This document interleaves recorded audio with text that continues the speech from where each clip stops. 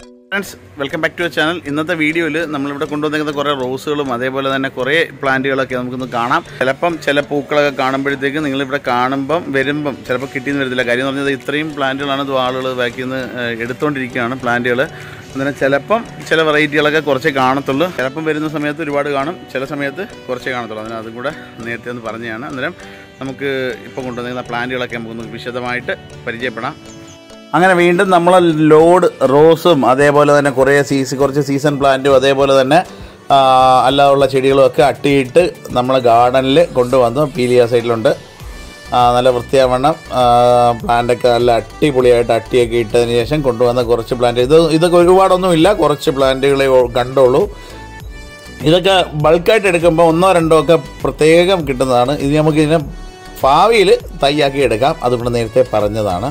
അതേപോലെയുള്ള നല്ല വെറൈറ്റി റോസുകൾ, ചെറിയ കവറിലുള്ള റോസുകൾ, മീഡിയം സൈസ് കവറിലുള്ള റോസ്. പിന്നെ ശ്രദ്ധിക്കേണ്ട ഒരു കാര്യം, വള്ളി റോസൊക്കെ ആകുമ്പോൾ നമുക്ക് അയക്കാൻ എളുപ്പമാണ്. ഇങ്ങനെയുള്ള റോസുകളൊക്കെ അയക്കാൻ ചിലപ്പം പറയാൻ പറ്റത്തില്ല. ദൂരത്തോട്ടൊക്കെ എത്തുമ്പോഴത്തേക്ക് ഏത് രീതിയിലത്ത് എത്തുമെന്ന് നമുക്ക് ഊഹിക്കാൻ പറ്റില്ല. അതുകൊണ്ട് പരമാവധി നമ്മുടെ നഴ്സറിയിൽ വന്ന് തന്നെ പ്ലാന്റുകൾ ഉള്ളത് നല്ലത് സെലക്ട് ചെയ്യാനായിട്ട് ശ്രമിക്കുക. അതേപോലെ തന്നെ ബട്ടൺ റോസ്, മിനിയേച്ചർ റോസ്, അതേപോലെ റെഡ് പിനാക്ക സ്വല്പമേ ഉള്ളൂ, സമ്മർ സ്നോ, അതേപോലെ തന്നെ നല്ല വെറൈറ്റികൾ. പിന്നെ പ്രത്യേകിച്ച് പറയേണ്ട ഒരു കാര്യമുണ്ട്, നമ്മളിത് യാത്ര ചെയ്ത് പലയിടത്തും പോയി കറങ്ങിയൊക്കെ നുള്ളി പറിക്കുകയാണ് പ്ലാന്റുകളൊക്കെ എടുത്തിട്ടുണ്ട്. അതിന് പോയ സമയത്ത് കണ്ട നല്ല ഭംഗിയുള്ള കാഴ്ചകൾ നിങ്ങളെ കാണിച്ചു തന്നെ. മഞ്ഞ് അങ്ങനെ നല്ല ഒരു 2-3 ദിവസമായിട്ട് ആകെ ഫുൾ ട്രാവലായിരുന്നു. എന്നിട്ട് കൊണ്ടുവന്ന പ്ലാന്റുകളാണ് ഇതായിരിക്കുന്നത്. ഏകദേശം ഒരു 3000 റോസ് ഇപ്പം സ്റ്റോക്കിൽ ഉണ്ട്. നിങ്ങൾ വരുമ്പോൾ എത്ര കാണുമെന്ന് അറിയാൻ പറ്റത്തില്ല, പക്ഷേ എന്നാലും നേരത്തെ പറഞ്ഞു ഇപ്പോൾ ഒരു 3000 റോസ് ഇന്ന് നമ്മൾ ഇറക്കിയിട്ടുണ്ട്. ചെറിയ കവറിലുള്ള റോസ് 3000 റോസ്. അതേപോലെ തന്നെ കുറച്ച് പെറ്റൂണിയ കുറവാണ്, ഒരു 300-400 പെറ്റൂണിയൊക്കെയാണ് നമ്മൾ പോകുമ്പോഴത്തേക്ക്. നമ്മുടെ വണ്ടിയുടെ ഒരു കപ്പാസിറ്റി ഇവിടെ ഉണ്ടല്ലോ, അന്നേരം അതും കൂടെ വെച്ച് നോക്കിയിട്ടാണ് പ്ലാന്റ് എടുക്കുന്നത്.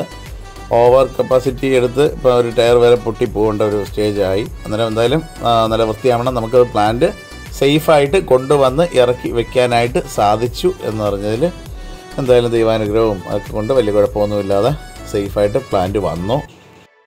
പെറ്റൂണിയ, അതേപോലെ തന്നെ പെറ്റൂണിയൊക്കെ എന്ന് പറഞ്ഞാൽ ഓവറായിട്ട് വെള്ളം കൊടുക്കാൻ പാടില്ലാത്ത പ്ലാന്റാണ്. പിന്നെ ഡാമേജ്, അതായത് അയക്കുമ്പോഴത്തേക്ക് കൊറിയറൊക്കെ ചെയ്യുമ്പോഴത്തേക്ക് ഡാമേജ് വരും എന്ന് ഉറപ്പുള്ള പ്ലാന്റുകൾ തന്നെയാണ് പെറ്റൂണിയൊക്കെ. അന്നേരം അതുകൊണ്ട് നേരത്തെ പറഞ്ഞാണ്. പിന്നെ ഈ മണ്ണിൽ നിന്നൊക്കെ മാറ്റിയിട്ട് നമുക്ക് നാടൻ മണ്ണിനകത്തൊക്കെ വെച്ച് കഴിഞ്ഞാൽ കുറേയൊക്കെ നമുക്ക് ഹാങ് ആയിട്ട് വരും. എന്താണ്ട് റോസ് വണ്ടിയിൽ ലോഡ് അട്ടിയിട്ട് കുറേശ്ശെ ഇറക്കി തുടങ്ങുന്ന ഒരു കാഴ്ചകളാണ് ഇപ്പം കണ്ടുകൊണ്ടിരിക്കുന്നത്. അതിനകത്ത് പ്ലാന്റ് നല്ല സെറ്റായിട്ട് അടുങ്ങി, വലിയ കുഴപ്പമൊന്നുമില്ലല്ലേ.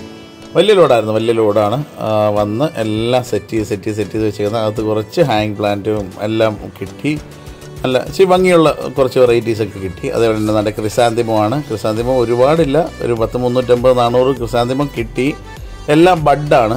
ഫ്ലവർ ബെഡ് കണ്ട് തന്നെ നമുക്ക് ഏകദേശം കളറൊക്കെ മനസ്സിലാവും. ചിലപ്പം പറയാൻ പറ്റത്തില്ല, നിങ്ങളിതൊക്കെ വരുന്ന സമയത്ത് ചിലപ്പം ഇപ്പം തന്നെ നമ്മൾ ലൈവായിട്ടാണ് കാണിച്ചു തരുന്നത്. ഇന്നത്തെ ദിവസം ഇറങ്ങിയ ലോഡാണ് ഈ കാണുന്നത്. ചിലപ്പോൾ 3-4-5 ദിവസം കഴിഞ്ഞിട്ട് കാണുന്ന ആരെങ്കിലും ആണെന്നുണ്ടെങ്കിൽ ചിലപ്പം ഇത് ഇപ്പം ഉണ്ട് എന്ന് പ്രതീക്ഷിക്കും. അന്നേരം നല്ല പ്ലാന്റുകൾ ആദ്യമേ പോവും. അതും കൂടെ നേരത്തെ ഒന്ന് പറഞ്ഞതാണ്. അന്നേരം അല്ലേ, പിന്നീട് ഇങ്ങനെ പ്ലാന്റൊക്കെ സെറ്റ് ചെയ്ത്, പിന്നെ ക്രിസാന്തിമത്തിൻ്റെ പ്രത്യേകത അറിയാമല്ലോ, വെള്ളം ഓവറായിട്ട് കൊടുക്കാൻ പാടില്ല. അത്യാവശ്യം നല്ല വെയിൽ കിട്ടുന്നിടത്ത് പ്ലാന്റ് വെച്ച് കഴിഞ്ഞാൽ നന്നായിട്ട് സർവൈവ് ചെയ്യുന്നൊരു പ്ലാന്റാണ്. പറ്റുമെന്നുണ്ടെങ്കിൽ ഇതിൻ്റെ സീഡ് കളക്ഷൻ ചെയ്യാൻ പറ്റുമെന്നുണ്ടെങ്കിൽ അതിട്ട് തന്നെ പ്രൊപ്പഗേഷൻ ചെയ്യാനുള്ള സീഡായിട്ട് തന്നെ മേടിക്കാൻ പറ്റും. ഇത് കുറച്ച് പോയിൻസൈറ്റിയ പ്ലാന്റുകൾ പോയപ്പോഴത്തേക്ക് യാദർച്ഛികമായിട്ട് പോയപ്പോൾ കണ്ട ഒരു പ്ലാന്റാണ്. ഡിസംബർ, ജനുവരി, ഫെബ്രുവരി, മാർച്ച് ഈ സമയങ്ങളിലാണ് ഇതിന് നല്ല കളറായിട്ട് വരുന്നത്. പിന്നെ ഇതിൻ്റെ കളർ മാറിയതിന് ശേഷം വീണ്ടും തിരിച്ചു വരും. അത് അടുത്ത ഡിസംബറിലൊക്കെ ആകുമ്പോഴത്തേക്ക് വീണ്ടും തിരിച്ചു വരുന്നു എന്നുള്ളതാണ്. ചില പ്ലാന്റുകൾക്ക് കളറ് കുറവായിരിക്കും അടുത്ത ട്രിപ്പ് വരുമ്പോൾ. കാരണം എന്താണെന്ന് വെച്ച് കഴിഞ്ഞാൽ നമ്മളെ മണ്ണിലുള്ള നൈട്രജൻ കണ്ടൻറ്റ് കൂടുതൽ വരുമ്പോഴത്തേക്ക് പ്ലാന്റ് ഗ്രീനായി പോകുന്നതാണ്. അന്നേരം നൈട്രജൻ കുറഞ്ഞ വളങ്ങൾ കൊടുക്കുമ്പോഴത്തേക്ക് അത് വീണ്ടും ആ കളർ അറ്റൈൻ ചെയ്യും. നല്ല റോസുകൾ ഏകദേശം ഒരു 3000 അതിന് മുകളിലുണ്ട്. 3000-ന് മുകളിൽ റോസുണ്ട്. ക്രിസാന്തിമം, അതേപോലെ തന്നെ പെറ്റൂണിയാസ് നല്ലൊരു ബെഡായിട്ട് ഇട്ടിട്ടുണ്ട്. അതേപോലെ തന്നെ ഡയാന്തസ് കുറച്ച് ഇറക്കി വന്നതാണ്. പിന്നെ വലിയ ചട്ടിയിലുള്ള റോസ്, ചെറിയ ചട്ടിയിലുള്ള റോസ്, അതിനകത്ത് കുറച്ച് കൂടുതൽ മഞ്ഞ ഫ്ലവേഴ്സ് ഉള്ളതൊക്കെ ഇരിപ്പുണ്ട്. കണ്ടില്ലേ, നിരത്തി വെച്ചിട്ടുണ്ട്. പിന്നെ നല്ല ചെമ്പരത്തി, അതേപോലെ ഡയാന്തസിൻ്റെ കുറച്ച് വെറൈറ്റീസ്, പ്രത്യേകിച്ച് നമ്മൾ പുറത്തൊക്കെ പോകുമ്പോൾ നമ്മൾ പ്ലാന്റൊക്കെ എടുക്കുന്ന സമയത്തുള്ള പ്രത്യേകത നമ്മൾ ബെഡായിട്ട് എത്ര ഉണ്ടോ അത് ഒരു പറഞ്ഞാണ് എടുക്കുന്നത്. നമുക്ക് അതിനകത്ത് സെലക്ട് ചെയ്തൊന്നും എടുക്കാനായിട്ടൊന്നും സാധിക്കില്ല. അന്നേരം അവിടെ എത്ര ഉണ്ടോ അത് മൊത്തമായിട്ടാണ് പർച്ചേസ് ചെയ്യുന്നത്.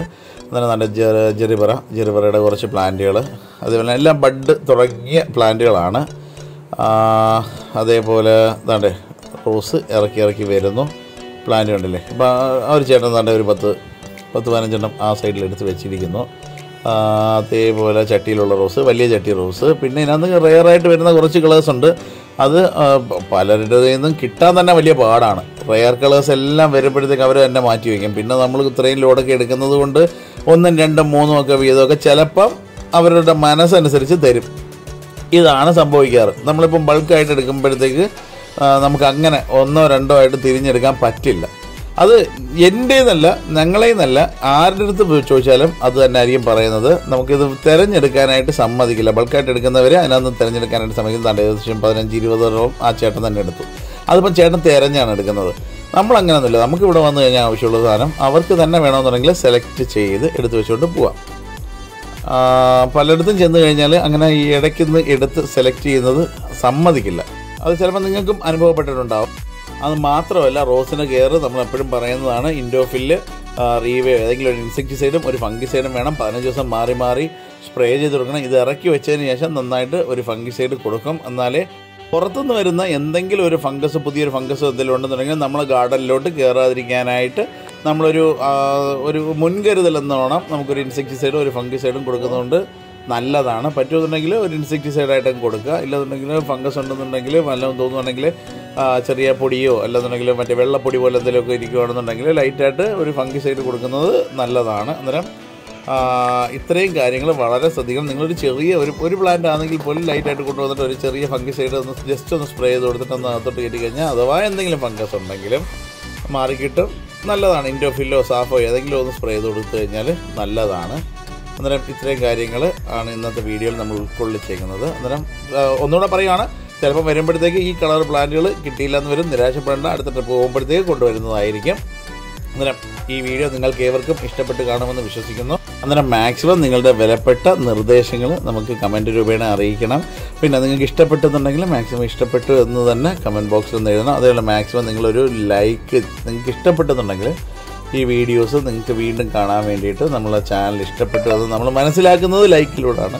അന്നേരം നിങ്ങൾ ഇഷ്ടപ്പെട്ടെന്നുണ്ടെങ്കിൽ ഒന്ന് ലൈക്ക് ചെയ്യുക. പിന്നെ നിങ്ങളെ കൂട്ടുകാരിലേക്ക് കൂടി എത്തിക്കണമെന്ന് നിങ്ങൾക്ക് ആഗ്രഹമുണ്ടെന്നുണ്ടെങ്കിൽ ഒന്ന് ഷെയർ ചെയ്ത് കഴിഞ്ഞാൽ നന്നായിരിക്കും. അന്നേരം അതേപോലെ തന്നെ പ്രത്യേകിച്ച് ഒരു കാര്യം കൂടെ പറയാനുള്ളത്, ഫേസ്ബുക്കിൽ മറന്നു പോകരുത്.